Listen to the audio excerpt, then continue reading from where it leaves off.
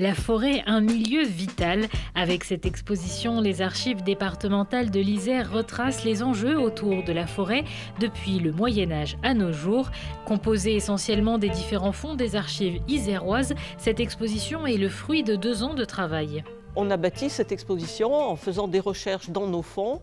Donc, je prends quelques exemples, les archives de la Grande Chartreuse, les archives des eaux et forêts, les archives de familles dont les ancêtres étaient négociants en bois.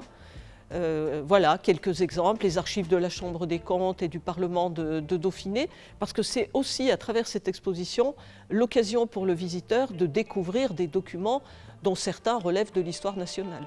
Présents dans cette exposition, des documents datant du XIIIe siècle jusqu'à nos jours. En Isère, comment évoquer la forêt sans parler de la Chartreuse, considérée comme le massif forestier par excellence du département. C'est le cas notamment avec ses vues exceptionnelles datant du XVIIe siècle et qui témoignent de l'implication des moines chartreux dans l'exploitation forestière. Dans les documents qui sont conservés dans cette vitrine, il y a un document exceptionnel, des parchemins qui ont été peints à la gouache et qui sont des plans figurés des différents domaines des Chartreux, puisque le massif de la Grande Chartreuse est très très vaste et il y a différentes forêts et qui sont présentées dans ces vues exceptionnelles qui datent de la fin du XVIIe siècle et sur lesquelles on peut voir des ébauches de chemins forestiers.